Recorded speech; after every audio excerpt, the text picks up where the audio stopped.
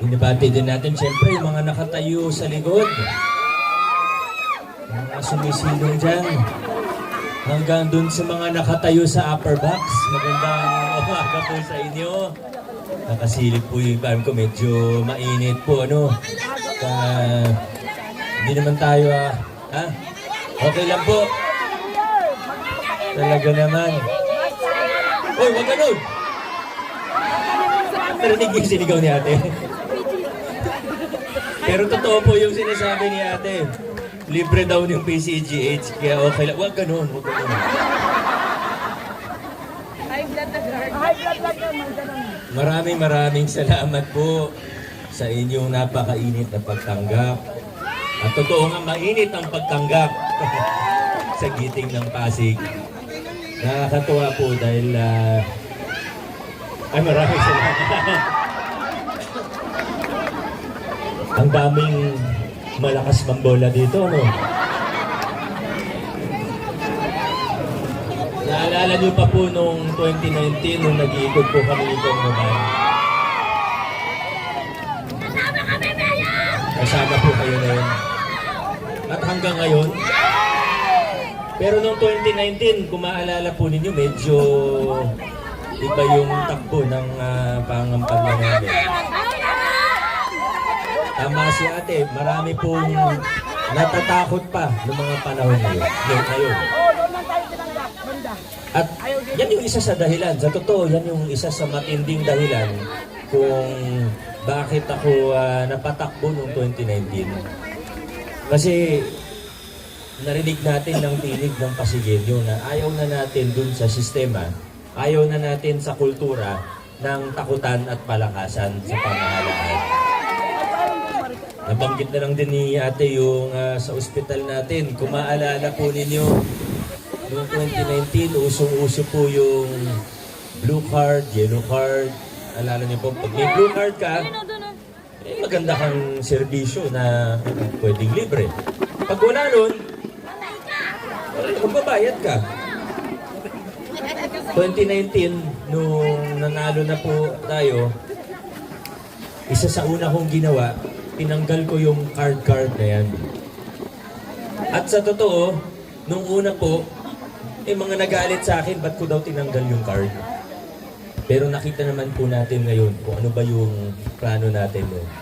Ayaw natin ng card dahil hindi po dapat kung sino lang yung membro, yun po yung mas magandang benepisyo.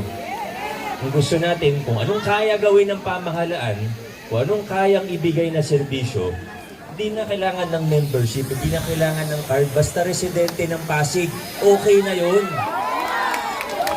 Kung kaya ipasok sa no balance billing, residente ng Pasig, matik na yun ngayon, hindi na po kailangan ng card. Pero wag niyo munang subukan. At siguro nakita niyo naman po, patuloy yung upgrading natin ng ating PCGH. Nung nakaraang, nung isang linggo, ay inaugurate po natin ang isang cardiac catheterization lab. Diyan po ginagawa yung mga angiogram, angioplasty. Bagong-bago po yan. Nagtitraining pa yung mga staff natin doon, pero yung pasilidad nandun na po, handang-handa na po. At sa totoo, yung laboratorio, yung equipment ng lab na ginamit po natin doon, first, na ganung modelo po yan sa buong Pilipinas. Sa labas ng Japan, sa buong Asia, first po yun. Dito po sa Pasig, sa PCGH po natin. Yung kabilang ospital naman, dahil alam nyo nagiging problema po natin sa ospital, yung volume, yung dami ng tao. Hindi rin talaga maiwasan, alam nyo naman po, halos nasa boundary po tayo ng lalawigan ng Rizal. Hindi naman natin pwede itaboy yung mga pasyente pag hindi taga-Pasig. Hindi nila nakukuha yung benepisyo na nakukuha ng taga-Pasig, pero pag sa ospital, bawal ka kasing tumanggi. Bawal itaboy ang pasyente. Emergency yan, kalusugan po yan. Kaya talagang lalo na yung emergency room at ICU, hindi maiwasan na pupuno po talaga. So ano pong ginawa natin ngayon? May isa pang ospital ng Pasig na noon ay specialty hospital o children's hospital. Problema kasi, child's hope. Opo. Ang problema po, pagka specialty hospital, nagiging referral siya para sa mga kaso ng PEDYA, o para sa mga bata nga po, nagiging referral siya para sa buong Eastern Metro Manila. So ibig sabihin, yung mga pasyente, ang target, hindi lang po Pasigueño, kundi lahat ng mga PEDYA cases sa Eastern Metro Manila. Nung pinag-aralan ko po yan, sabi ko sayang ang resources ng Pasig, dapat unahin natin yung mga taga-Pasig. Ano pong ginawa natin? Sa tulong ng ating Sangguniang Panlungsod, kinonvert po natin ang ospital at sa kasalukuyan po ay sumasailalim siya sa isang major renovation na worth 300 million pesos. Ina-upgrade po natin siya para ma-expand yung mga serbisyo, pati yung mga adult patient at hindi na po siya specialty hospital, hindi na po siya referral ng Eastern Metro Manila, kundi po magiging general hospital siya para sa mga Pasigueño. So kahit bata, pwede pa rin po. Siyempre, adult, pwede pa rin. At ang maganda po rito, nasa gitnang-gitna siya ng Pasig. Ibig sabihin, mahigit 90% ng mga pasyente dyan ay talagang taga-Pasig. Ibig sabihin, yung mga resources natin na ilalaan natin, mas papunta sa tulong para sa mga Pasigueño. Kaya, makakatulong din yun sa PCGH. Kahit papano, mababawasan ng konti yung pasyente sa PCGH. Kasi sa Child's Hope Medical Center na po ngayon, ay nai-expand. Pati yung emergency room, pinalakihan po natin ng konti. So, yan po ang sa lumang kalakaran. Wala na po akong inaisip na ibang dahilan. Kasi wala naman sa kanilang bago, sa totoo lang. Kung hindi politika, sila yung kontratista noon. Talagang ganun po gusto ibalik sa lumang kalakaran. Wala nang ibang eksplikasyon doon. Kaso tayo po sa Pasig, sa experience, sa karanasan ko po sa lungsod ng Pasig at sa mga Pasigueño, talagang nag-iisip at mapanuri. Totoo po yan. Sa 30 barangay na inikot ko, matatalino, nag-iisip, mapanuri ang mga Pasigueño. Hindi madaling paikot-ikutin ng Pasigueño pag walang produkto, pagka pambobola lang, alam na alam yan ng mga taga-Pasig. Hindi tayo papayag na i-atras po tayo. Kailangan pasulong po tayo sa lungsod ng Pasig. Dire-diretso lang po tayo. Ako po'y nagpapasalamat sa inyo dahil noong 2022, binigyan niyo ako ng mas matitibay na kasama. Hindi lang sa congressman. Kasi sa congressman, walang problema. Alam na alam po natin kung paano magtrabaho si Congressman Roman Romulo. Naayos po talaga. Nakita niyo po yan. Pero noong 2022, binigyan niyo rin ako ng mga, hindi lang kakampi, kundi kasangga. May mga iba tayong gustong gawin na medyo nahihirapan tayo noong unang termino. Nabutan pa tayo ng pandemya. Pero mula nung nakasama na rin natin si Vice Mayor at ang mayorya po natin sa konseho, mas gumaan kahit paano ang trabaho. Mas marami pa tayong nagawa.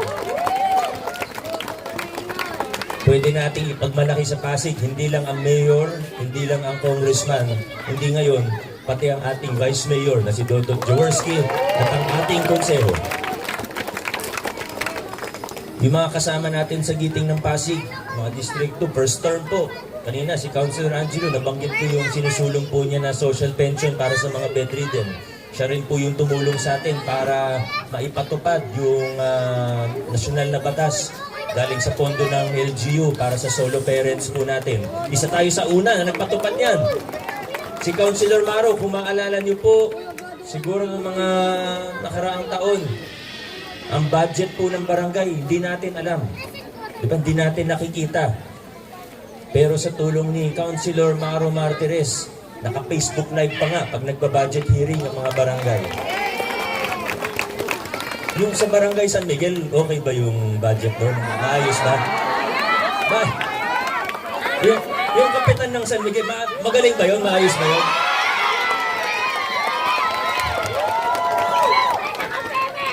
Alam niyo, madalas tinatanong po ako, di ba, nung una po akong nakabisita po sa inyo dito, tinanong niyo po ako kung sino kamukha ko, si Bossing o si Connie. Simple lang po ang sagot ko sa inyo. Hindi po si Bossing, hindi si Connie ang aking kamukha, kundi si Manny Alba.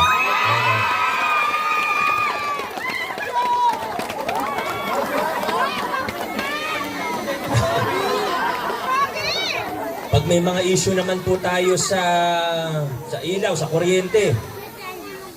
Nasa libo na rin po yung natulungan nito.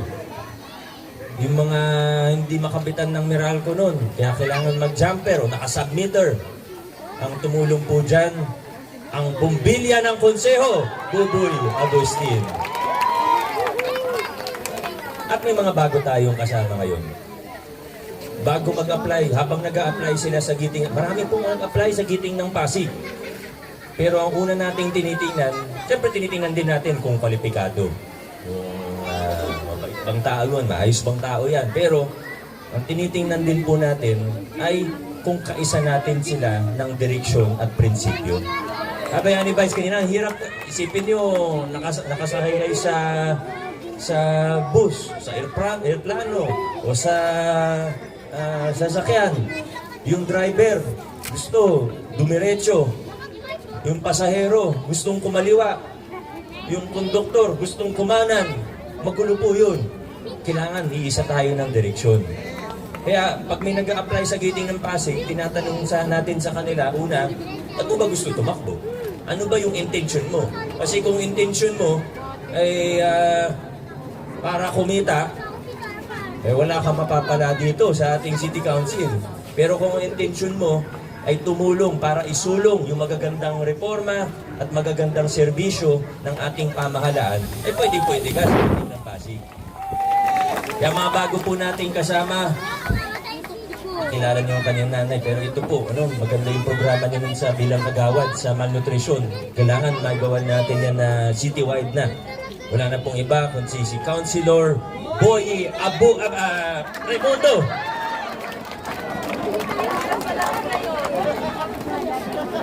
At syempre, kasama din natin si Warren Inocencio. Ay, nako. Ang sarap tumawa ni Warren Inocencio. Tama, mali? Tama. Pogi si Warren Inocencio. Tama o mali? Yan. Ay, nako. At syempre, last but not the least, ito hindi ko inaasar kasi sobrang bait eh. Ang pinakamabait na miyembro ng Giting ng Pasig, Ryan Enriquez. Thank you, Ryan. Kasama po sila. Marami na tayong nagawa, pero mas marami pa tayong magagawa sa hinaharap. Maraming salamat sa inyong walang sawang suporta. Mabuhay po kayo. Mabuhay ang ating lungsod. God bless! Maraming salamat po. Ayan, maraming salamat po, Mayor Vico Soto. Number 4 sa ating mga balota, ibotong muli, Mayor Vico Soto.